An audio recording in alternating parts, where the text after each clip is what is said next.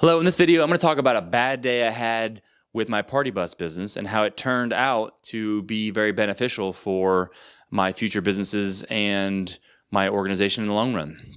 So it was Kentucky Derby time.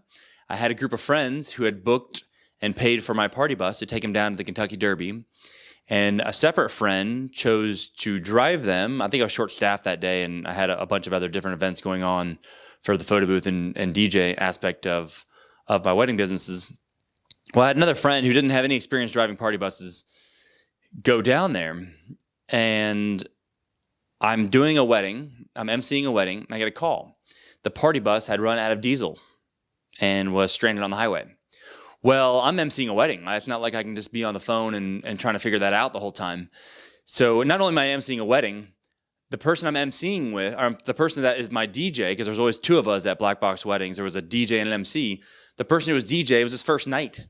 First time ever DJing a wedding, and he had some practice, but not a whole lot. And the DJ's, a little bit easier than the MC, of course, but so I can't leave the wedding because my DJ's unexperienced. And on top of that, the bride is a friend of the family. So I can't have any kind of hiccups because this was, I haven't done any family weddings yet. So this was like the closest thing to that is a friend of the family, me doing their event. So I'm trying to deal with this, and I have no clue. I don't have a contingency plan for the party bus running out of diesel. And apparently when these diesel engines run, you can't run out of diesel. That's very bad. You have to do a number of things to bring it back to life, so to speak. And I'm not a mechanic, so I don't remember the details of it. But eventually they tried to put more fuel in it. It didn't work. They had to taxi cab the people to the Kentucky Derby. Meanwhile, my friend's staying back, and he's with his wife. Like, this is their first Kentucky Derby, and they're all dressed to the nines. They got diesel fuel on themselves. He's calling. He's pissed. His wife's pissed, understandably. We're trying to figure it out. Eventually, we get a hold of one of those like 24-hour semi-truck repair people, and they get it fixed up. My friend pretty much misses the Derby. I'm stressed out the whole time. I'm on the phone during this wedding. And man, it sucked. It ended up costing me. I refunded the entire amount for the people that paid to go down there. I still paid the driver, extra time because it took him later to get back home even. And I had to pay the mechanic fees. It cost me a couple $1,000s, and it was stressful. And not only that, I was emceeing a wedding to make it more stressful. So it's not like I could handle the problem on its own. I was, in the middle of a job. And man, it sucked. And the next day, I was talking to my friend Regina about it, and I think she had done some pipe and drape behind a backdrop behind a bridal head table for me that weekend. And so we were talking about that as well. And I was talking about everything that happened, and I'll never forget this. Very calmly, she said, "This kind of stuff, this will not be the last time it happens. It sucks, but it's okay. Learn from it.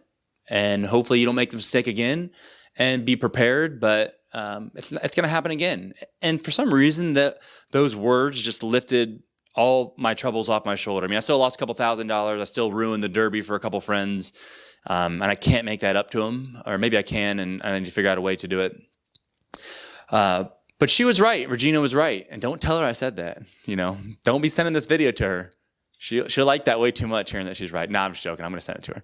But she was right. And from that moment on, I had a contingency plan on virtually everything, from photo booth, DJ, bartending, my escape room, the axe throwing. I had a contingency plan on everything because of that moment, and because Regina said, "Hey, this is going to happen again, and it's okay, and be prepared for it." In fact, last week, the power went out for my escape room business.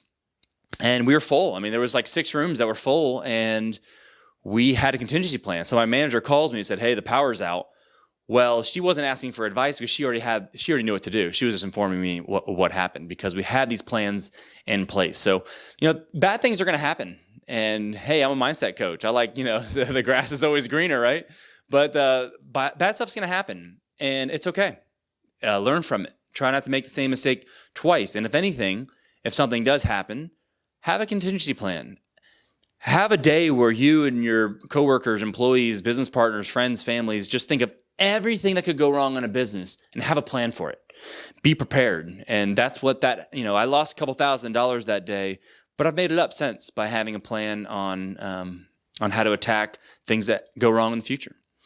So I'd love to hear your guys' stories. Comment below. Tell me some of the things that have gone wrong that turned out to be a blessing in disguise for you, and or send me a message. I'd love to hear what you're working on, what challenges you have going on, and I'll talk to you in the next video.